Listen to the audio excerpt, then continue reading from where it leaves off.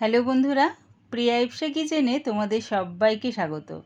আজকে তোমাদের সাথে শেয়ার করছি দারুণ স্বাদের একটা ভেজ পোলাওয়ের রেসিপিটা ভালো লাগলে প্লিজ আমার চ্যানেলটিকে লাইক, কমেন্ট ও সাবস্ক্রাইব করে দিও।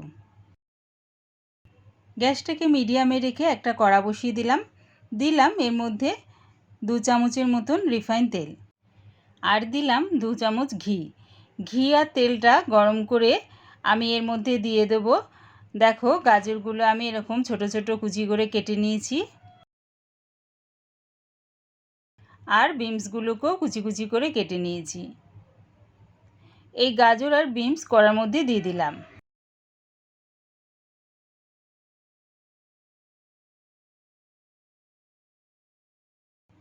দিয়ে এবার একটু নাড়ি চাড়িয়ে নিচ্ছি।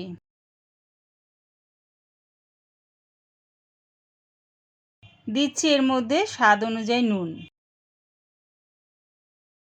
নুনটা দিয়ে ভালো করে মিশিয়ে এটা আমি লাল লাল করে ভেজে নেব।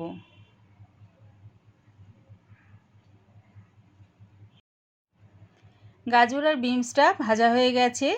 এবারে আমি এর মধ্যে দিয়ে দেব 1 মুঠ ধনেপাতা কুচি, আর দেব 1 মুঠ পুদিনা পাতা।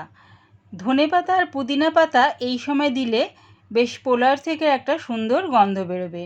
তাই এই গাজর আর বিনস ভাজা হয়ে গেলে ধনেপাতা আর পুদিনা পাতা কুচিটা দিয়ে আবারও একটু নাড়ি চাড়িয়ে নিচ্ছি।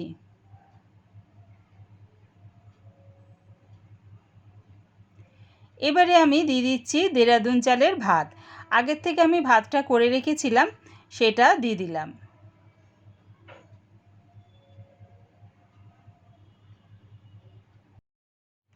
দিচ্ছি এর মধ্যে 1 চামচ গোলমরিচ গুঁড়ো। তোমরা চাইলে গোলমরিচ গুঁড়োর বদলে কাঁচা লঙ্কা ব্যবহার করতে পারো। সব কিছু দিয়ে ভালো করে মিশিয়ে নিচ্ছি।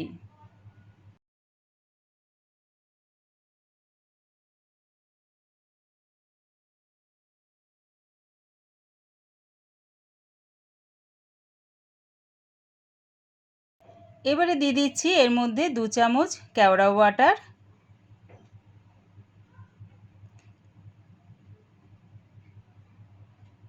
আর দিচ্ছি 2 চামচ রোজ ওয়াটার।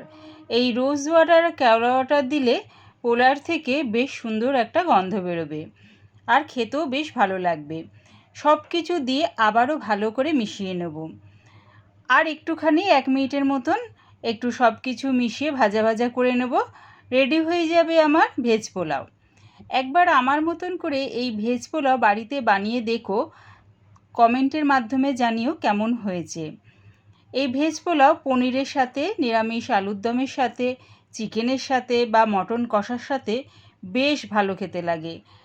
পুরো ভিডিওটা দেখার জন্যে প্রিয়া ইপসা কিচেনের থেকে তোমাদের সবাইকে অনেক ভালোবাসা রইল। ভেজ পোলাও রেসিপিটা দেখে ছেড়ে যাওয়ার আগে প্লিজ আমার চ্যানেলটিকে সাবস্ক্রাইব করে দিও।